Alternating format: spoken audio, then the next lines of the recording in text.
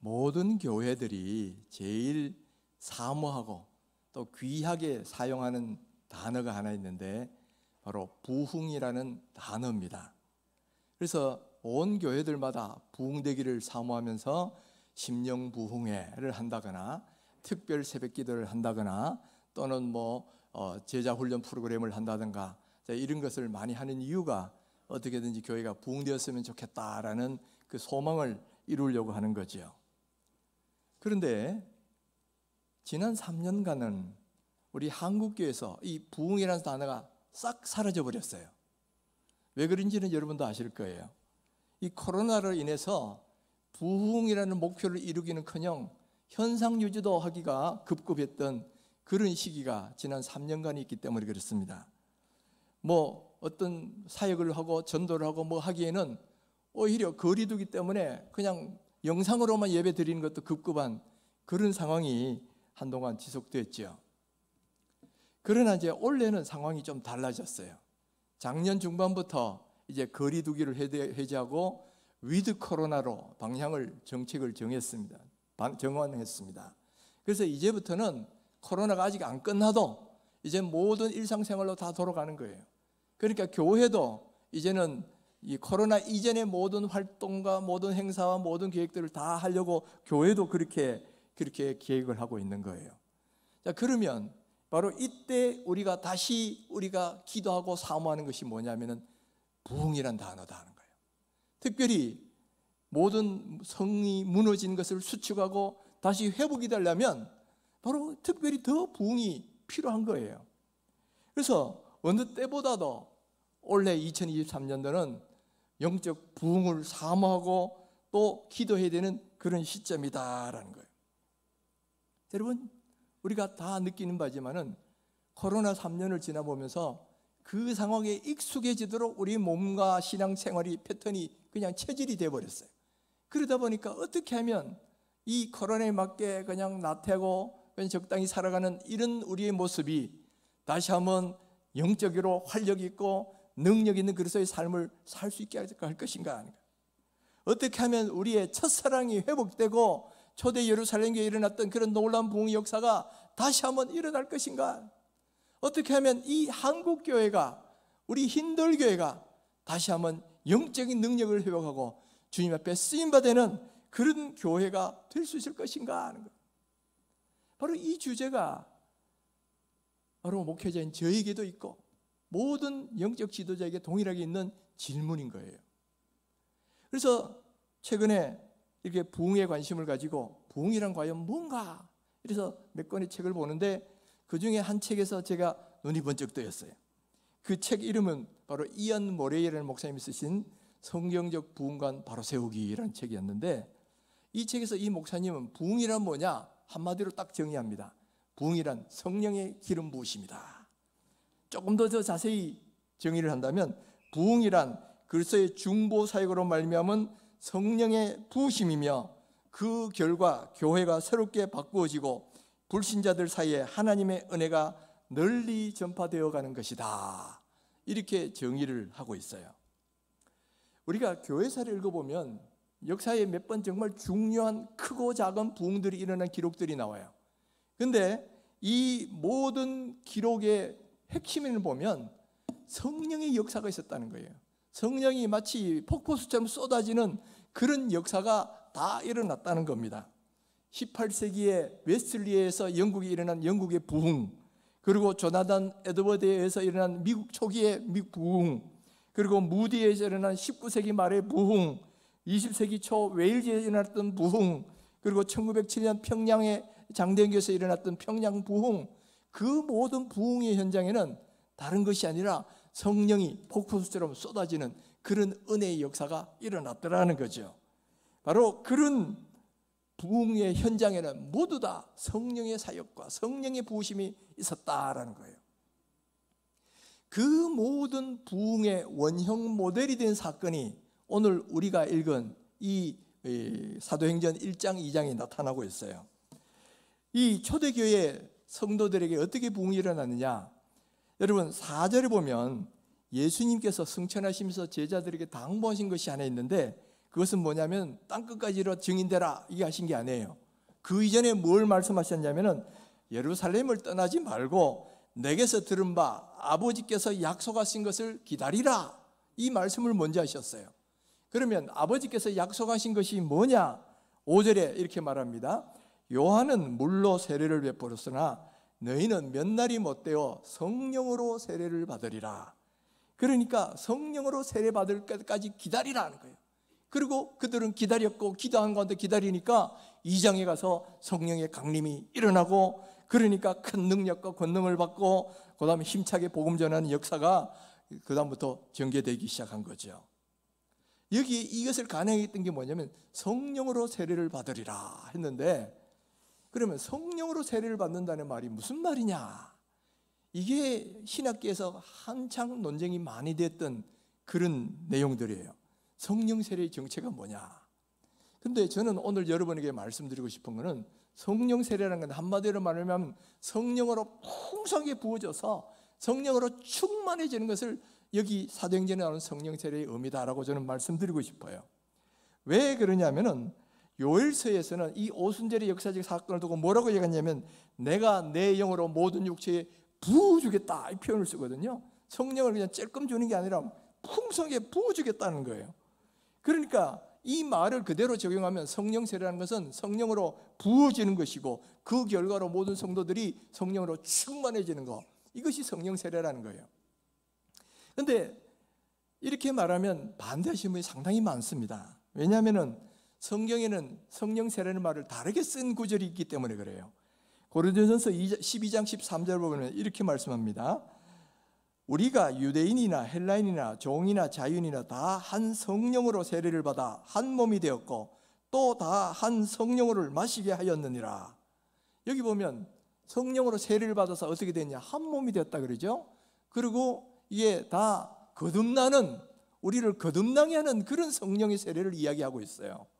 그러니까 이 구절을 토대로 해가지고 많은 신학자들이 성령 세례라는 건 우리를 거듭나게 하는 역사고 성령 충만은 그것과 다른 거다 이렇게 많이 설명을 했는데, 그러나 여러분 사도행전을 보시면 성령으로 세례를 받으라 했을 때 그런 문맥이 아닌 거예요. 분명히 성령을 부어주겠다 그런 것이거든요. 그리고 그 뒤에 1장 8절에 가면 오직 성령이 너희에게 마시면 그 다음 뭘 받는다? 너희가 권능을 받아서 땅끝까지 내 증인이 되리라 그랬잖아요.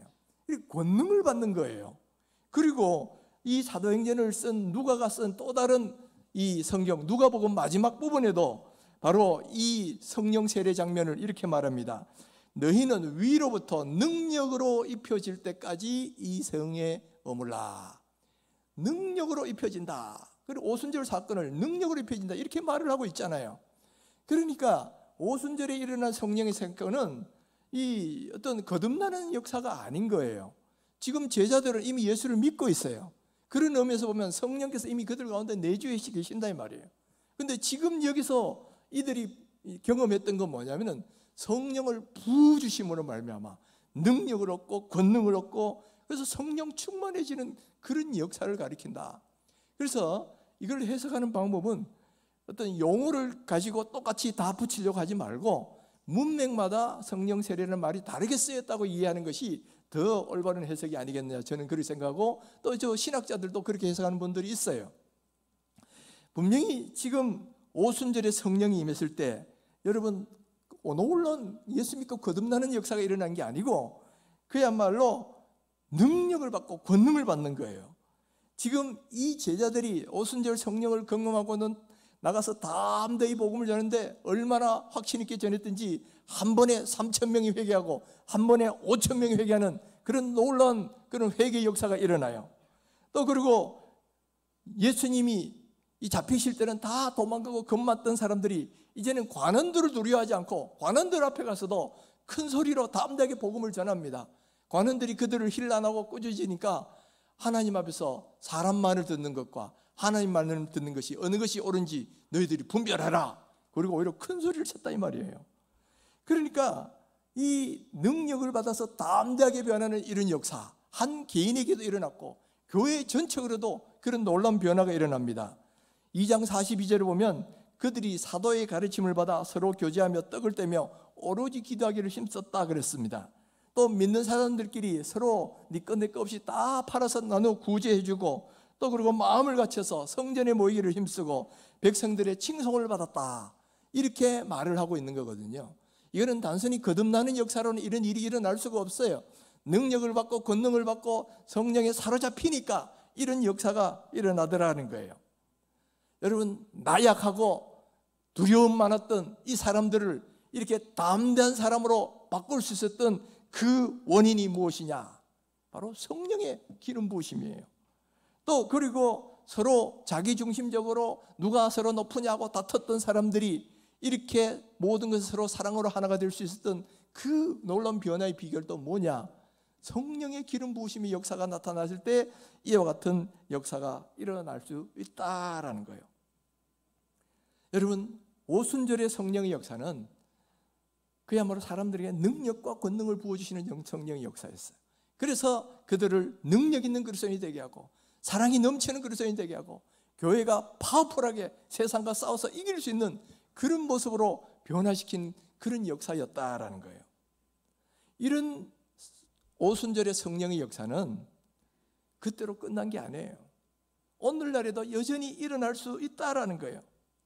물론 여러분, 오순절에 일어났던 불의 혈같이 갈아지는 현상, 또는 급하고 강한 바람같이 나타나는 그런 현상, 또는 예언하고 방언하고 통역 이런 모든 그런 것들, 이런 것은 어찌 보면 동일하게 일어나지 않을 수는 있어요. 그러나 오순절의 성령의 역사의 핵심은 그런 부분적인 현상이 아니고 본질은 뭐냐면 성령이 우리 가운데 충만하게 부어져서 성령에 사로잡히도록 하는, 이게 바로 오순절의 핵심이란 말이에요. 바로 그런 성령의 역사는 오늘날에도 일어날 수 있다라는 거예요. 그러니까 여러분, 성령의 충만을 받아라 하는 이유도 성령 충만을 받을 수 있으니까 그걸 말씀하신 거지요. 여러분, 모든 오늘날에 일어나는 부흥의 현장에도 이와 같은 성령의 기름 부음의 역사가 다 있었어요. 여러분, 조나단 에드워드의 그 부흥, 요한 웨슬리의 부흥은 무디 찰스 피니, 또는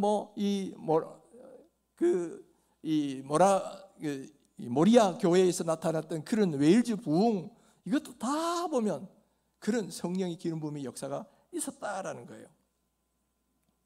저는 물 붓듯이 부어지는 이런 성령의 역사가 2023년에 오늘 우리 흰돌교회에 여기 있는 각 성도들 위해 임하기를 간절히 소원하고 축복합니다.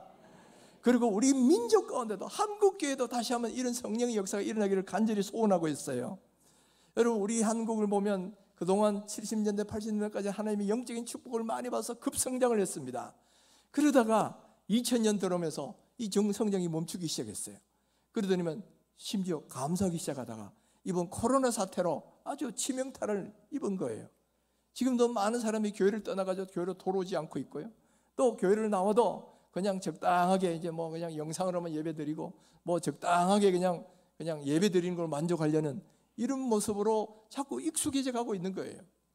바로 이럴 때에 바로 더 필요한 것이 뭐냐면 예루살렘 교회에 주셨던 성령의 기름 부음의 역사, 지금이야말로 그런 부흥의 역사가 정말 필요할 때다.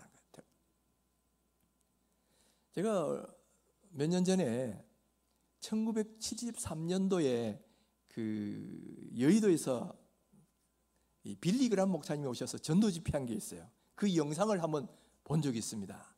여의도 광장에 이제 집회를 하는데 요즘은 완전 빌딩 숲이 돼가지고 그러됐지만 그때 모습 보면 저 멀리 허허들판인데 미류나무가 몇 그루 서 있고 그런 모습이에요.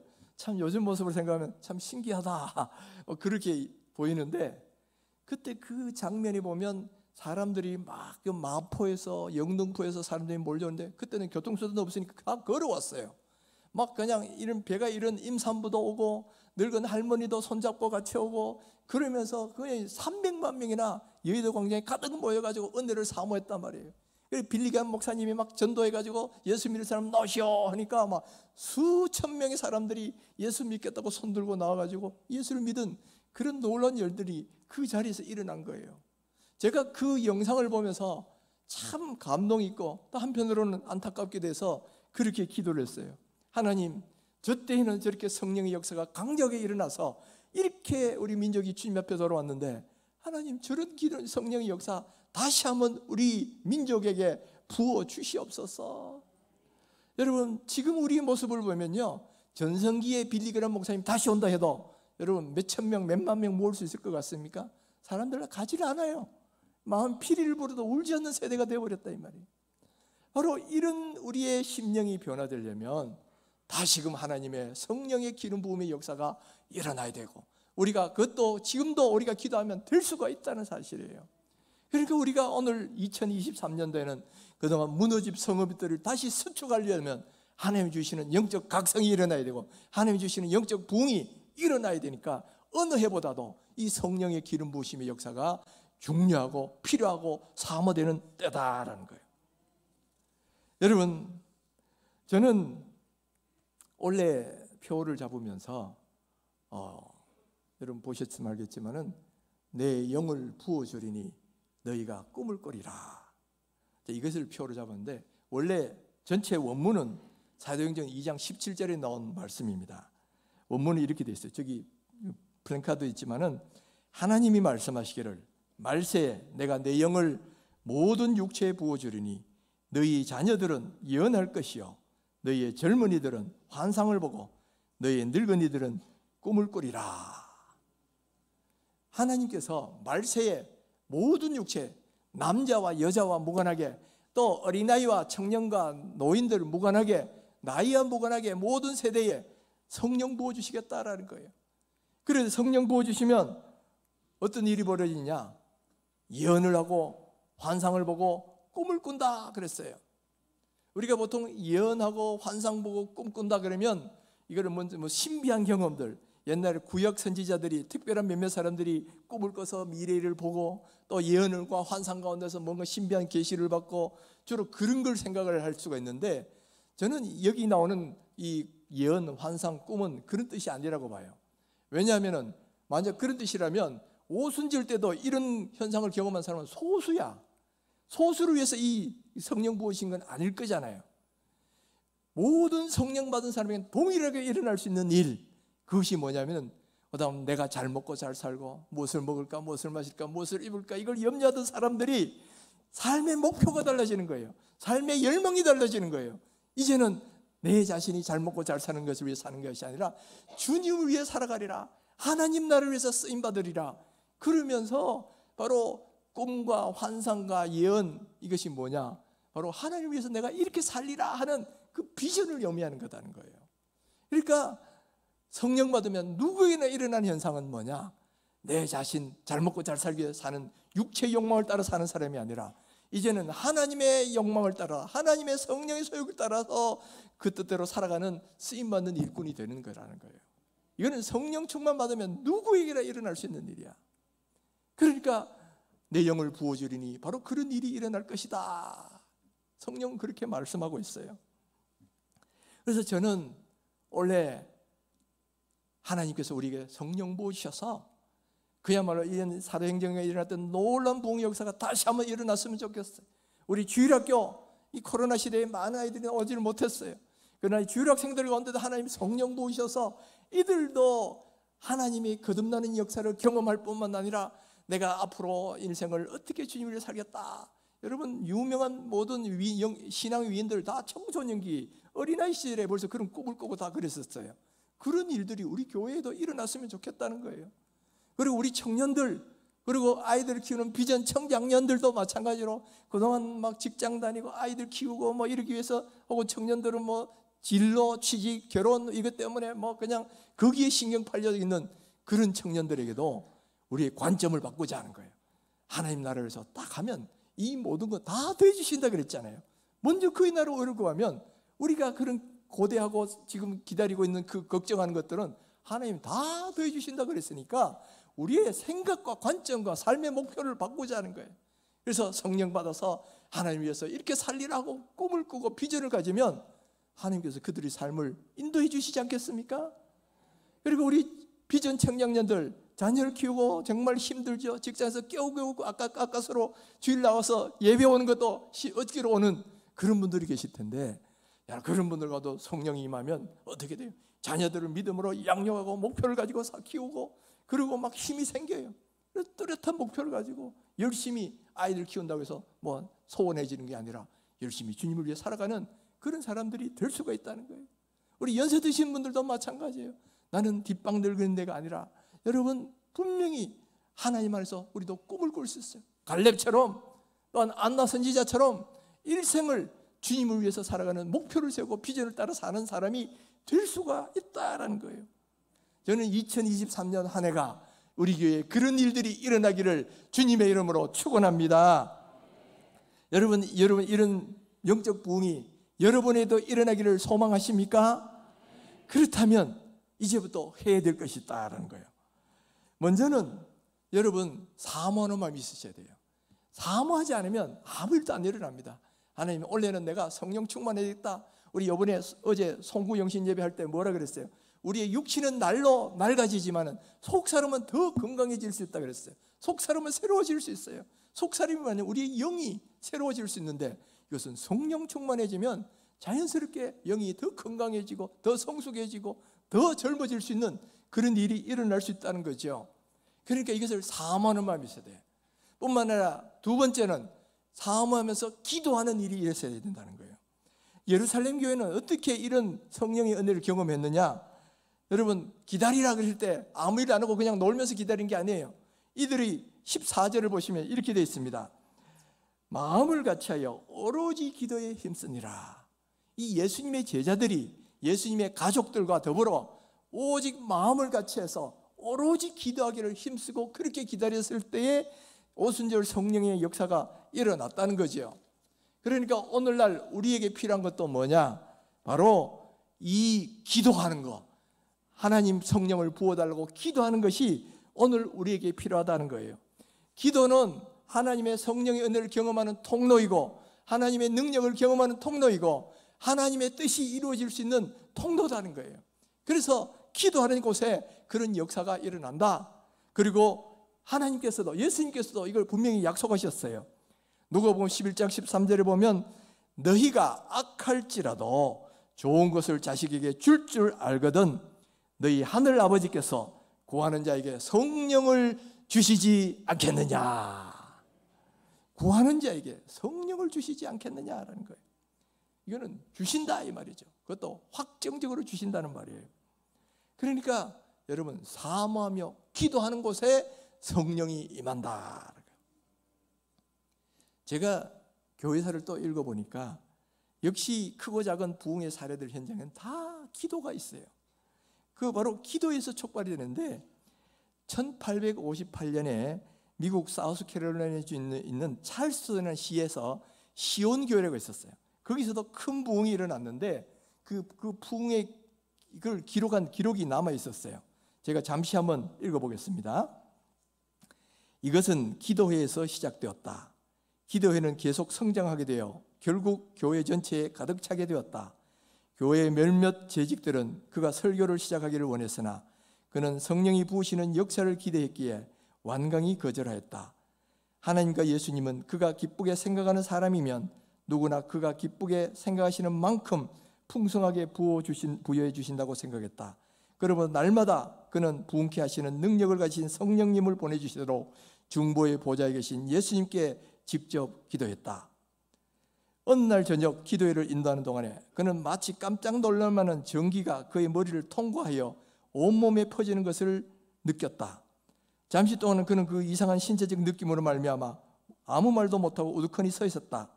그리고 나서 그는 성령이 임했습니다. 우리는 내일 저녁 복음을 전파하기 시작할 것입니다 하고 말했다. 그는 찬송으로 집회를 마치고 강단에 내려왔다. 그러나 아무도 그 자리를 떠나지 않았다. 그는 즉시 상황을 간파하였다. 성령이 그에게만 임한 것이 아니라 그 모인 사람들의 마음에 들어오신 것이었다. 그는 즉시 회중들에게 복음을 받아들이고 권고하는 설교를 하였다. 그들은 빗줄기 같은 눈물을 흘리며 울기 시작했다. 그리고 더 슬피 울거나 큰 소리로 기뻐하기도 했다. 그 모임은 8주 동안 밤낮으로 계속되었다. 여러분, 이런 놀라운 변화의 역사가 성령으로 말미암은 건데 어떨 때 일어나느냐? 기도할 때에 일어났다라는 거죠. 근데 이것과는 조금 다른 성격의 부흥의 역사도 있어요. 1940년대 후반부터 1950년대 초반까지에 스코틀랜드에 가면 북쪽에 이 루이시라는 조그만 섬이 있어요. 거기에도 놀라운 부흥의 역사가 일어나는데, 그런데 이 부흥은 누가 촉발을 일으켰느냐? 두 노인들이 기도가 일으켰다는 거예요. 여러분, 우리 연세 드신 분들 요즘 젊은이 보면 염려되는 게 많잖아요. 지금 이분들도 똑같았던 것 같아요. 젊은이들이 영적인 부분에 관심 없고 먹고 즐기고 놀고 이런 데만 막 빠져 있으니까 염려가 되는 거예요. 그래서 그 북해가 내려다 보이는 조그만 언덕집에서 두 노인이 기도하기를 시작합니다. 하루에 3번씩 그 바다를 바라보면서 하나님, 이 섬에 있는 젊은이들에게도 성령 부어 주시옵소서 하고 3년, 4년을 기도하니까 어느 날 갑자기 그런 성령의 역사가 나타나는 거예요. 그들이 술집 뒤에 있는 이 어떤 댄스홀에서 막 모여가 있는데 갑자기 그들 가운데 성령의 역사가 막 나타났어요. 그러니까 막 그들이 끼워지고 능력으로 새롭게 되고 복음으로 거듭나고 뭐 이런 일들이 일어나니까 그것이 섬 곳곳으로 퍼져나가는 거예요. 그래서 그 결과 많은 사람들이 구원받은 그런 역사가 일어났다라는 거예요. 여러분, 이 부흥의 역사는 뭐가 촉발이 되느냐? 물론 하나님 주신 성령의 은혜가 그 역할을 한 거지만은 그 역할을 하게 한 방아쇠와 같은 게 뭐였냐? 두 노인이 바로 북해를 바라보면서 젊은이들을 위해서 그렇게 기도했더니만 하루에 3번씩 빠지지 않고 그렇게 기도했더니만 그런 놀라운 능력의 역사가 나타나더라는 거예요. 여러분, 교회의 부흥이라는 것은 이처럼 성령의 은혜를 사모하면서 기도하는 가운데 이루어진다라는 거예요. 여러분, 사모함이 있어야 돼요. 여러분은 여러분 자신의 영적 부흥에 대해서 얼마나 사모하고 계십니까? 혹은 우리 교회의 부흥에 대해서 얼마나 간절히 열망하고 계세요? 어쩌면 우리는 지난 코로나 3년을 지나면서 아유, 이제 할 수 없구나, 이제는 뭐 어쩔 수 없어, 자꾸 이런 패배의식, 부정적 의식에 사로잡혀 있을 수 있어요. 그러나 그렇지 않다. 오히려 이런 상황에 밤이 깊어지면 새벽도 가까운 것처럼 바로 이런 상황이 깊어지면 하나님이 주시는 부흥의 은혜도 더 기다려야 되고 더 필요로 하고 더 기도해야 되는 그런 상황이라는 거예요. 그러면 우리가 기도하면 지금 이런 상황에서도 하나님의 성령 부어주시기도 하고 부흥의 역사를 다시 일으켜 주시기도 한다라는 거예요. 저는 우리 모든 성도들 마음속에 이런 간절한 부흥의 은혜를 사모하는 마음 주시기를 간절히 바랍니다. 그리고 마음만 있는 것이 아니라 그걸 놓고 그런 마음으로 기도하셔야 돼요. 저는 우리 교회도 이렇게 루이스 섬의 두 노인처럼 우리 교회에 하나님 성령 부어주시옵소서 하고 아침, 점심, 저녁 이렇게 끊임없이 기도하는 분들이 지금도 있으리라고 믿고 앞으로 더 많은 분들이 나타나기를 간절히 바랍니다. 여러분, 나는 나이들과 할 수 있는 게 없어. 아니에요. 내가 비록 침상에서 일어나지 못한다 해도 침상에서도 내가 기도할 수 있잖아요. 기도는 할 수 있어요. 하나님, 우리 교회에 성령 부어주시옵소서, 우리 교회가 내 부흥의 은혜를 주옵소서. 기도는 할 수 있어요. 그렇게 기도하고 기도하는 그런 루이스섬의 두 노인과 같은 사람들이 많아지면 하나님 우리 교회도 분명히 그런 은혜를 부어주실 것입니다. 그러나 그보다 더 원하는 것은 함께 합심하여 기도하는 겁니다. 여러분, 찰스턴에 있는 그 교회나 또 예루살렘 교회나 이들은 같이 모여서 마음을 같이 하여 오로지 기도하기에 힘썼다 그랬잖아요. 마음을 같이 해서 합심해서 기도하는 것도 부흥의 큰 은혜의 동기가 되는 거예요. 그래서 여러분, 2023년도에 우리 교회에 하나님 부어주시는 오순절의 성령의 은혜를 여러분 사모하는 마음이 있으시다면 이제 여러분 가만히 있으면 안 되는 거예요. 이제 기도의 자리로 나오셔야 된다는 거예요.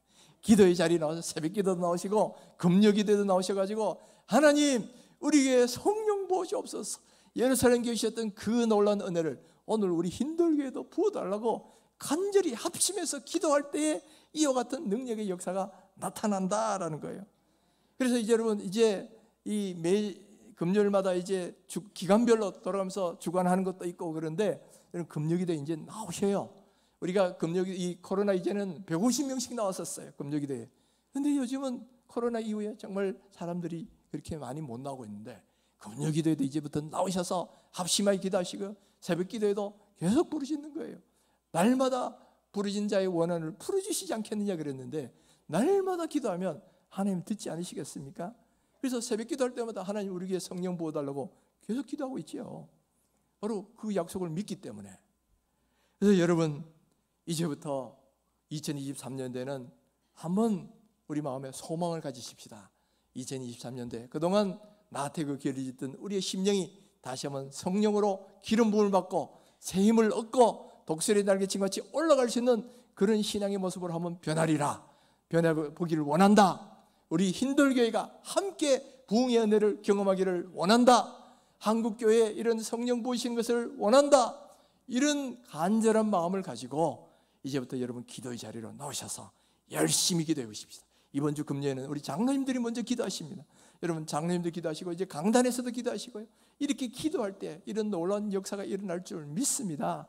온 성도들이 함께 사모함을 가지고 기도하면서 오늘날 우리에게도 이루시는 성령의 그 부흥의 파도를 다 경험하게 되기를 주님의 이름으로 축원합니다.